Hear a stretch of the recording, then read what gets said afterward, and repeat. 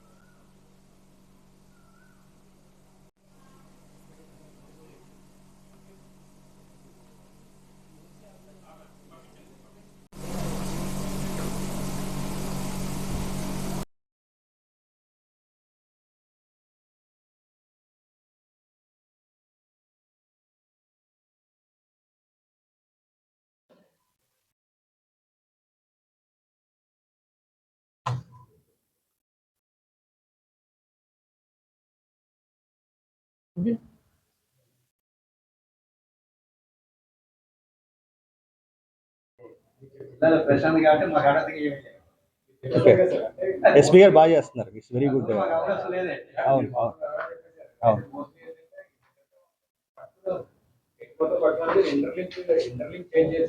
అవును అవును అవును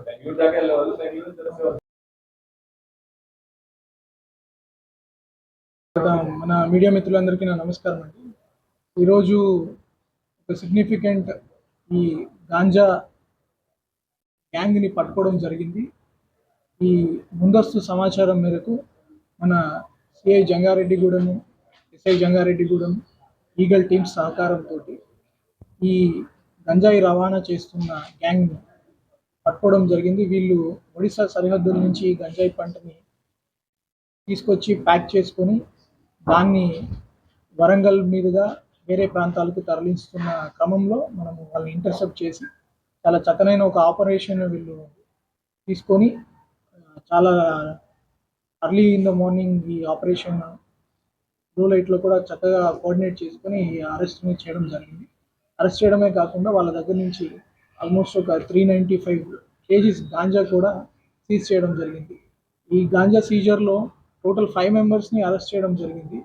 ఈ గాంజా దానికి ముఖ్యంగా సోర్స్ సప్లై చేసిన వ్యక్తి ఈ ధనరాజు, ఈపు ధనరాజు. ఇతను ఒడిశాలో ఉన్న ఫార్మర్స్ దగ్గర కొంచెం కలెక్ట్ చేయడము, అక్కడి నుంచి ఈ నెక్స్ట్ లెవెల్ ట్రాన్స్పోర్టర్స్కి అందజేయడము ఇతని రూల్. అక్కడి నుంచి దీన్ని ట్రాన్స్పోర్ట్ చేసి వరంగల్ ఆ సైడ్గా తీసుకెళ్ళి తర్వాత యూపీకి తీసుకెళ్లాలనేది వీళ్ళ ప్లాన్ ఉంది. దాంట్లో ఇంకా కొంతమంది ముద్దాయిల్ని మనం అరెస్ట్ చేయాల్సి ఉంది. ఇప్పుడు మనం ఈ ట్రాన్స్పోర్టర్స్లో మనం చంద్రదొర అలియాస్ దొరబాబు కాకినాడ, నాయుడు రాజా ఇతను కూడా కాకినాడ చెందినవాడే, బొంతు దుర్గా సతీష్, కుడితి చిన్ని అనే వాళ్ళని కూడా పట్టుకోవడం జరిగింది. వీళ్ళతో పాటు వీళ్ళు గంజాయి రవాణాకి యూజ్ చేస్తున్న టాటా ఏస్ వెహికల్, తర్వాత మారుతి స్విఫ్ట్ కార్ కూడా, టాటా యోధా వ్యాన్ అది, తర్వాత మారుతి స్విఫ్ట్ కార్ కూడా సీజ్ చేయడం జరిగింది. వీళ్ళ దగ్గర ఉన్న మొబైల్ ఫోన్స్ కూడా సీజ్ చేయడం జరిగింది. ఈ ఆపరేషన్ అంతా కూడా ఇంటెలిజెన్స్ వచ్చిన దగ్గర నుంచి ఈ ఈగల్ టీమ్స్ ఐజీ సార్ సూపర్విజన్లో చక్కగా ప్లాన్ చేసుకొని వీ అసెంబుల్డ్ ద టీమ్. తర్వాత వాళ్ళని అన్ని జాగ్రత్తలు తీసుకొని ఇంటర్సెప్ట్ చేయడము, ఇంటర్సెప్ట్ చేసినాక క్విక్గా ఆ ప్యాకెట్స్ అన్నీ ఒకసారి చెక్ చేయడము. ఈ ఆపరేషన్ అన్నింటిలో కూడా సిఐ జంగారెడ్డిగూడెం కావచ్చు, ఎస్ఐ జంగారెడ్డిగూడెం వాళ్ళ సిబ్బంది అందరూ చాలా చక్కగా పర్ఫామ్ చేశారు. దీని ద్వారా ఒక మెసేజ్ కూడా ఏమంటే విత్ ఆల్ స్టేట్ ఏజెన్సీ అయిన ఎలిట్ ఈగల్ ఫోర్స్తో పాటు మన డిస్ట్రిక్ట్ ఫోర్స్ కూడా కోఆర్డినేట్ చేసుకుంటూ ఈ గంజాయి మీద ఉక్కుపాదం మోపడం జరుగుతుంది. ఎస్పీ ఏలూరు గారికి, వాళ్ళ సిబ్బందికి, ఎవరైతే సిఐ జంగారెడ్డిగూడెం వాళ్ళ టీం వారికి ప్రత్యేకంగా అభినందనలు. ఎస్పీ ఈగల్ కూడా పాల్గొన్నారు మీటింగ్లో.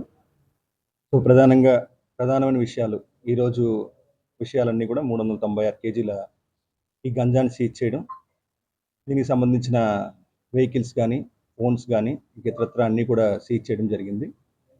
ఇది కాకుండా ఈగల్ రాష్ట్ర వ్యాప్తంగా దాడులు ముమ్మరం చేసింది. ఈగల్ ప్రత్యేకంగా దాడులతో పాటు చాలా కార్యక్రమాలు మొదలుపెట్టాం. రాష్ట్ర ప్రభుత్వం ప్రతిష్టాత్మకంగా ఎలైట్ యాంటీ నార్కోటిక్స్ గ్రూప్ని స్థాపించడం జరిగింది. ఇది వచ్చిన తర్వాత ప్రత్యేకంగా ఎన్డీపీఎస్ చట్టం, అదేవిధంగా పిట్ ఎన్డీపీఎస్ చట్టం, ఈ చట్టాలని కఠినంగా అమలు చేస్తున్నాం. ఈరోజు ఇక్కడికి ప్రత్యేకంగా కొన్ని ముఖ్యమైన విషయాలు మీకు చెప్పాలి. ఈ ఎవరైతే స్మగ్లర్స్ ఉన్నారో, గంజా స్మగ్లర్స్ కానీ, ఈ డ్రగ్స్ స్మగ్లర్స్ కానీ, వాళ్ళ ఆస్తులు కూడా సీజ్ చేసే కార్యక్రమం ఈగల్ అదేవిధంగా జిల్లా పోలీసులు తీసుకోవడం జరిగింది. ఇటీవల కాలంలో సుమారుగా 4 కేసుల్లోని ఈ ఫ్రీజింగ్ ఆర్డర్స్ తీసుకోవడం జరిగింది. గత వారంలోని ఎస్పీ ఏఎస్ఆర్ అండ్ వాళ్ళ టీం సుమారుగా 1.5 కోటి ప్రాపర్టీని పాడేరులోని ఒక అతను సంబంధించిన వ్యక్తికి సంబంధించిన ప్రాపర్టీస్ని కూడా ఫ్రీజ్ చేయడం జరిగింది. ఈ స్మగ్లర్స్ వాళ్ళందరికీ మేము హెచ్చరిస్తున్నాం, ఏదైతే మనకి ఎన్డీపీఎస్ చట్టం ఉందో, ఎన్డీపీఎస్ చట్టంలో చాప్టర్ 5A ఉంది. చాప్టర్ 5Aలో ఈ స్మగ్లర్స్, ఈ గంజా అమ్మేవాళ్ళు, తయారు చేసేవాళ్ళు, వీళ్ళందరూ ఆస్తులు సీజ్ చేసే విస్తృతమైన ప్రొసీజర్ ఉంది. దీనికి అందరూ కూడా గుర్తించాలి. ప్రత్యేకంగా ఈ చాప్టర్ 5Aలో కేవలం గంజాయి స్మగ్లర్ ఆస్తులే కాదు, అతని బంధువుల ఆస్తులు, అతని స్నేహితుల ఆస్తులు, అవన్నీ కూడా పరిశీలించే అవకాశం ఉంది. ఉదాహరణకి నిన్న మేము సీజ్ చేసిన దాంట్లోని అతని భార్య, అతని బావమరిది, వీళ్ళ ఆస్తులన్నీ కూడా ఈ గంజా అమ్మడం వల్ల వచ్చిన డబ్బుని గుర్తించడం జరిగింది పోలీసులు. దాన్ని బట్టి అతని ఆస్తులు కూడా మనం సీజ్ చేయడం జరిగింది. అదేవిధంగా బంధువులు, స్నేహితులు ఎవరుతున్నారో వాళ్ళు కూడా అప్రమత్తం కండి. రాష్ట్ర వ్యాప్తంగా 22 కేసుల్లోని ఇప్పుడు మేము ఈ ఫైనాన్షియల్ ఇన్వెస్టిగేషన్, ఆర్థికపరమైన ఇన్వెస్టిగేషన్ మొదలుపెట్టాం. ఇవి జరుగుతున్నాయి. 4 కేసుల్లో ఆల్రెడీ ఫ్రీజింగ్ ఆర్డర్స్ రావడం జరిగింది. మీ బంధువు ఎవరైనా సరే ఈ గంజాయి స్మగ్లింగ్లోని డబ్బులు తీసుకొస్తున్నాడు అని మీకు తెలిసినప్పుడు మీరు కూడా అప్రమత్తమై 1972కి సమాచారం ఇవ్వండి. మేము ఎందుకు చెప్తున్నామంటే, ఇంకా వన్స్ మేము పట్టుకున్న తర్వాత అతను మీకు ఫలానా గిఫ్ట్ ఇచ్చాడనో, ఫలానా ఇంకో రకంగా సహాయం చేశాడనో, మీరు ఏమైనా ఆస్తులు కొనుక్కున్నా సరే ఆ ఆస్తులు కూడా సీజ్ అయిపోతాయి. ఆస్తులు అంటే కేవలం మీరు అనుకోవచ్చు, ఏదైనా బిల్డింగ్ అనుకోవచ్చు. నిన్న ఒక కేసులోని 3 అంతస్తుల బిల్డింగ్తో పాటు అతను కొన్న కారు, జేసీబీ, అదేవిధంగా బ్యాంకులో ఉన్న ప్రాపర్టీస్ అన్నీ కూడా సీజ్ చేయడం జరిగింది. సో ఇది ఒక హెచ్చరిక. రాష్ట్రంలోని ఇటీవల కాలంలో మొట్టమొదటిసారిగా చాప్టర్ 5A మేము కఠినంగా అమలు చేస్తున్నాం. మీ అందరూ గమనించండి. మీరు గంజాయి, ఈ డ్రగ్స్ వల్ల ఏదైనా డబ్బు సంపాదించుకున్నా, ఏదైనా ఆస్తులు కూడగట్టుకున్నా సరే ఏదో ఒక రోజు ఈ చట్ట ప్రకారం పోలీసులు వాటిని సీజ్ చేసే అవకాశం ఉంది. కాబట్టి అందరూ కూడా ఈ గంజాయి వృత్తిని వాటిని మానేయాల్సిందిగా మేము ప్రత్యేకంగా అప్పీల్ చేస్తున్నాం. అదేవిధంగా రాష్ట్ర ప్రభుత్వం సూచనల మేరకు మన ఏఎస్ఆర్ జిల్లాలో సుమారుగా 9 మండలాలు ఉన్నాయి. ఈ 9 మండలాల్లో సుమారుగా 375 గ్రామాలు మేము గుర్తించాం. ఈ 375 గ్రామాల్లో గంజాయి పండే అవకాశం ఎక్కువ ఉందని చెప్పేసి గత గణాంకాల ప్రకారం మనం గుర్తించడం జరిగింది. అదేవిధంగా 359 కుటుంబాలను కూడా హ్యాబిచువల్ అఫెండర్స్ని గుర్తించడం జరిగింది. గత సంవత్సరంలోని రాష్ట్ర ప్రభుత్వం ప్రతిష్టాత్మకంగా సుమారుగా 10,803 ఎకరాల్లోని సంబంధించిన ఆల్టర్నేటివ్ క్రాప్, ప్రత్యామ్నాయ సీడ్స్, అదంటే మనకి విత్తనాలు అవన్నీ కూడా ఇవ్వడం జరిగింది. 46 లక్షల శాప్లింగ్స్ కూడా ఇవ్వడం జరిగింది. దానివల్ల ఈ సంవత్సరం ఏదైతే మనకి ఆగస్టు నుంచి ఫిబ్రవరి దాకా సీజన్ ఉందో, ఈసారి మనకి 100 లోపు ఎకరాలు, కేవలం 94.07 ఏకర్స్లో మాత్రమే గంజాయి పండిందని గుర్తించడం జరిగింది. వాటిని కూడా జిల్లా పోలీసులు, ఈగల్ టీమ్స్ ఎక్కడైతే ఫారెస్ట్ ఏరియా, ఎక్కడైతే విలేజెస్ ఉన్నాయి, గ్రామాలు, అక్కడ టీమ్స్ వెళ్ళి ఆ 94 ఎకరాలు కూడా ధ్వంసం చేయడం జరిగింది. సో ఈరోజు మనం అనగచ్చు ఇది ఇంత మన 396 కేజీలు ఎక్కడి నుంచి వచ్చిందని చెప్పేసి జిల్లా ఎస్పీ గారు వాళ్ళ టీమ్స్ చాలా అద్భుతంగా పనిచేసి ఇది ఎక్కడి నుంచి వచ్చిందో కనుక్కున్నారు వాళ్ళు. ఇదంతా కూడా ఒరిస్సా నుంచి మనకి వస్తున్నట్టుగా మనకు గుర్తించడం జరిగింది. అదేవిధంగా ఈగల్ టీమ్స్ హెడ్ క్వార్టర్లో కూడా మేము ఇటీవల కాలంలో నమోదైన అన్ని కేసులు వివరాలు సేకరిస్తున్నాం. దాని బ్యాక్వర్డ్ లింకేజ్ అంటే బ్యాక్వర్డ్ అంటే వెనక అసలు ఇది ఎక్కడి నుంచి మొదలైందని మనం చూస్తే ఇంకా మెజారిటీ కేసులు సుమారుగా 85% పైనే కేసుల్లోని ఈ మూలాలన్నీ కూడా ఒరిస్సాలో ఉన్నట్టు మనకి గుర్తించడం జరిగింది. సో దాని మీద కూడా మేము ఒరిస్సా పోలీసులతోని ఒరిస్సా యాంటీ నార్కోటిక్ టాస్క్ ఫోర్స్తో కూడా సమన్వయం చేస్తున్నాం.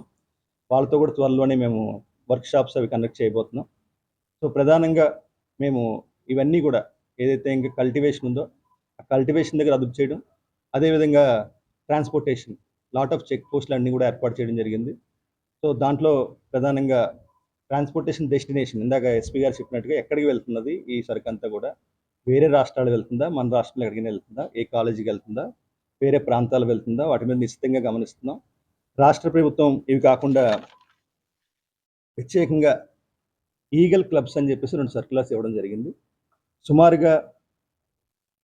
45,000 విద్యా సంస్థల్లో ఈగల్ క్లబ్స్ ఫామ్ చేస్తున్నాం. డ్రగ్స్ వద్దు బ్రో అని చెప్పేసి ఒక పెద్ద క్యాంపెయిన్ తీసుకోవడం జరిగింది.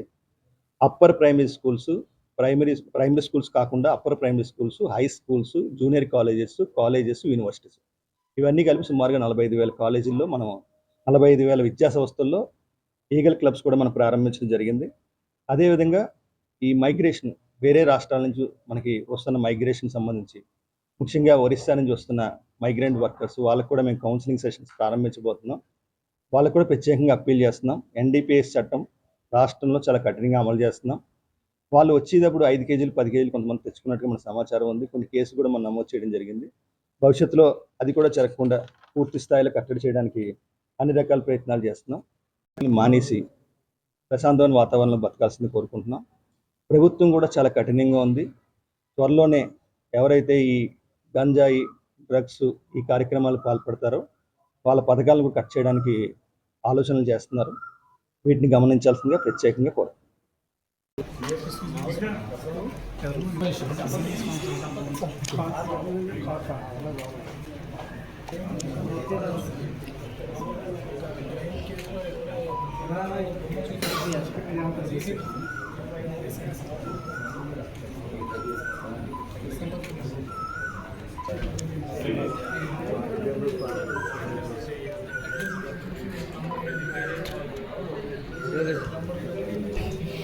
నెక్స్ట్